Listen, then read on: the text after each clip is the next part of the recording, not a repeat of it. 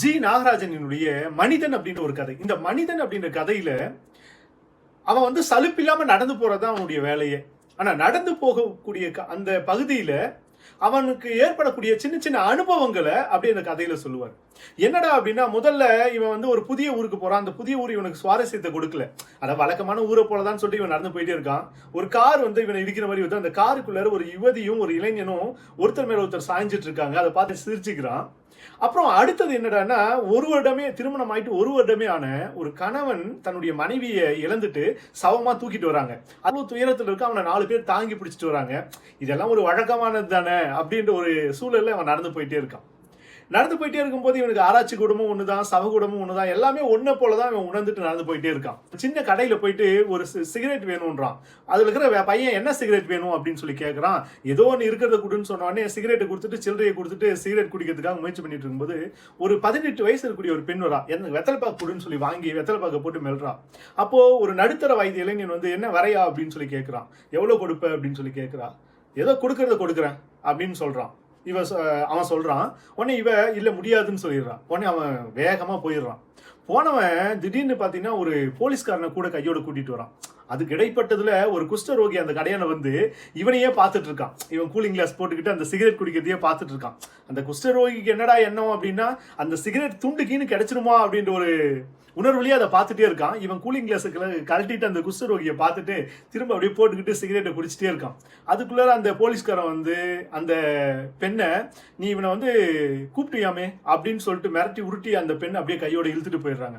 இவன் சிகரெட்டை குடிச்சு முடிச்சுட்டு கீழே போட்டு அப்படியே ஒரு மெரிக்கிறான். அந்த குஷ்டரோகி இவன் கை என்னென்ன திசை போதோ அதையே பார்த்துட்டு இருக்கான். இவன் கீழே போட்டு நசுக்கின உடனே காலில் இவன் விலகின உடனே டப்புன்னு அந்த குஷ்டரோகி என்ன செய்யறான், அதை எடுத்து அதில் இருக்கக்கூடிய தூளெல்லாம் ஊற்றி அப்படியே புகழ மாதிரி உள்ள வச்சுக்கிறான், வாயில போட்டுக்கிறான்.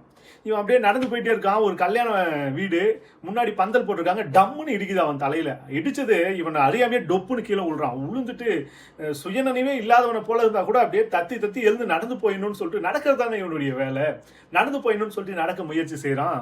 இவனால முடியவே இல்லை. அப்படியே எழுந்து ஒரு காலை வைக்கிறான், டப்புன்னு கீழே விடுறான், ஒரு காலை வைக்கிறான், டப்புன்னு கீழே விழுறான்.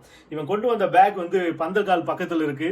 பக்கத்துல அவன் போட்டு வந்த கூலிங் கிளாஸ் விழுந்து கிடக்குது. அப்படியே தட்டு தருமாறி எழுந்து பேக் எடுத்துக்கிட்டு அப்படியே நடக்கிறான். டப்புன்னு அவன் எட்டு போட்டிட்டு வந்த கண்ணாடி இருக்குல்ல, அதை மெரிச்சு தூள் ஆக்கிடுறான். ஒரு நடை வைக்கிறது கீழே விழுது, ஒரு நடை வைக்கிறது கீழே விழுது. இதே போல போயிட்டு இருக்கான். அங்க போனா பக்கத்துல ஒரு பாட்டி இருக்காங்க. அந்த பாட்டி மேல தப்புன்னு சாயிறான். பாட்டி கோவம் தடி உடையிறவர்களும் அடிக்கிறாங்க. இவரை அப்படியே நடந்து போயிட்டு ஒரு கரப்பாம்பூச்சை போல டப்புக்குன்னு மல்லாக்க விழுந்துக்கிறான். காலு கையை உதறான், முடியவே இல்லை. அந்த நேரம் பாட்டுக்கு ஒரு பையன் ஒரு தள்ளுவண்டியை தள்ளிட்டு வரான்.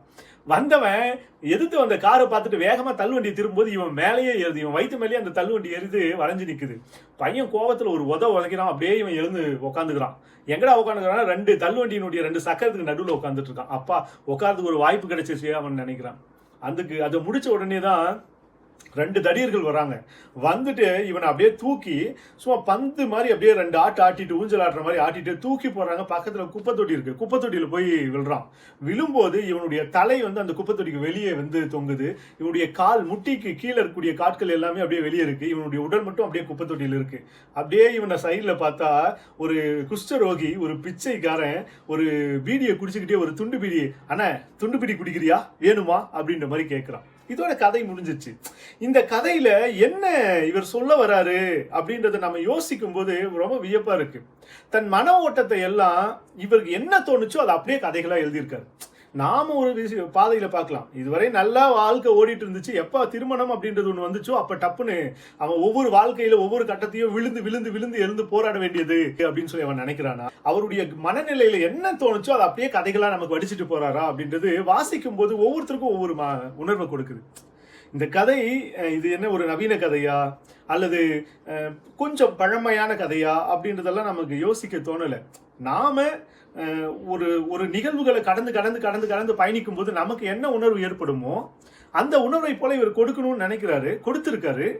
ஆனாலும் இந்த கதைக்குள்ளார ஏதோ ஒரு புதிர், ஒரு விளையாட்டு அப்படியே மறைந்திருக்கிறத போலவே ஒரு உணர்வு ஏற்படுது. முடிஞ்ச இந்த கதையை வாசிப்பாருங்க. இந்த கதையினுடைய தலைப்பு மனிதன். இதை எழுதியவர் ஜி நாகராஜன்.